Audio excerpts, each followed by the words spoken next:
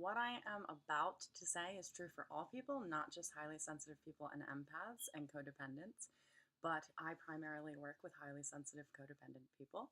So I want to talk to you about what alignment is and individuation is. So if we were raised in a way that we were codependent, we were not allowed to individuate from our parents. Our parents were either very harshly enmeshed with us, or they individuated far too early for us. So we didn't actually get to go through the growing pains of that process, so to speak. So there comes ages where we have to individuate from our parents, become our own individual sovereign being. And some parents will try to hold us back from that, make us responsible for them, or they'll, push us into that far too early. Either one of those situations can create somebody to be codependent. And if you are highly sensitive and empathic, it's going to be disastrous to you, and you're going to feel like you're in a place of static your entire life. So what alignment is, and the work that every healing modality on the planet aims to do in an energy body, is to get us to this place of alignment. And what that means is basically on a physical level, our hormone centers are completely intact. So all of our energy can actually come into this time-space reality in a way that we're not explosive, but we're aligned so we can really connect to source, our source. And if you think of God as a fabric, and we each get a little peephole or a little stitch in the fabric to look at life through, or if you look at it like a pie, we're all a slice of the God pie, and we can move up or down on that little slice that we have in the spokes of God itself. But most of us aren't even on a spoke.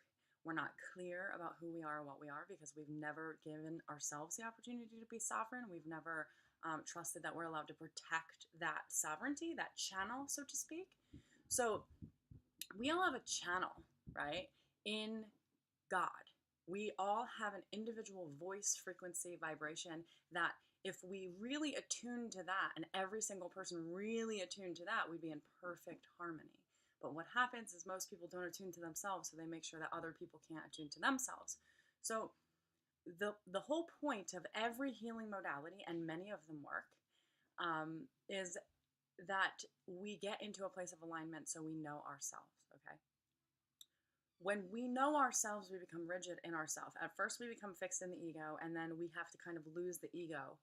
And then once you recreate the character after losing all of the pieces that the original ego held for you. Like, we can't lose the ego. It's a mental structure that we need to be perceptive in our lives. But once we lose the ego that was created for us, rather than the one that we can create, and where it like orbs around us instead of us relying on it and looking at it constantly, like, this is me, this is my ego. Oh no, this is something that's just like, oh, that's my ego, and I can look at it, but I don't have to actually, I'm not rotating around it necessarily. It's just a thing that's there I can look at, and it bypasses me. So when we lose the original ego and we create ourselves from the inside out, we tend to become rigid in that channel. Because it becomes clear to us. So other people might look at us as rigid, and we go, well, this is just clear to me. This is my vibration. This is my frequency. This is my channel. I'm not stepping off, because stepping off makes me be in the static. So I had a friend over the other day, and she was telling me about how she had a conversation with her mom after 2 years of therapy, and her mom was just like, okay, sure, I'll listen to what you want to do. And she said, well, it took me 2 years to get to that point to even be able to say that. And then my mom was just like, okay. And what I want to say about that is that that's not it. It might have taken her 2 years to be able to say that, but in the process of the process, all of the work that is done in therapy or whatever you're doing is shifting the dynamics of the energy between the people that you're trying to change with, okay? Or change from, basically, individuate from, if you need to be doing that. So that process also, even though she was the one in therapy, her mother became ready for that conversation after 2 years. Had she had that conversation before she went into therapy, would her mother have said, okay? Probably not. And not because therapy did anything in communication, but it did everything in energy, okay? So our job is to get into alignment with our source. If that is your only job on the planet, if your only job on the planet was to align to yourself and to follow that, okay? When we do that, we actually don't follow anything. It pulls us forward. There's no pushing life. There's just, oh, I'm being pulled forward in because this is my frequency, and everything, I don't even have to manifest any longer. Things manifest for me because my frequency is so clear that I step up on the road and the road before me shows me exactly what I'm going to need 3 steps ahead. Okay? That's true alignment. That's being in the flow. The way to get there is I was doing a word puzzle the other day, and I realized that silent and listen are the same letters, just in different combinations. And that's the way to get there. To truly listen, most of us cannot listen to ourselves. We are constantly bombarded with other people's projections, other people's judgments, and we take them as seeds. And if you're a highly sensitive person, they're going to grow in you. And if I could tell you anything that has helped me in that regard of wondering, okay, this person's projecting onto me, and is this me? And that self-doubt that I always wanted to eradicate actually makes us very safe.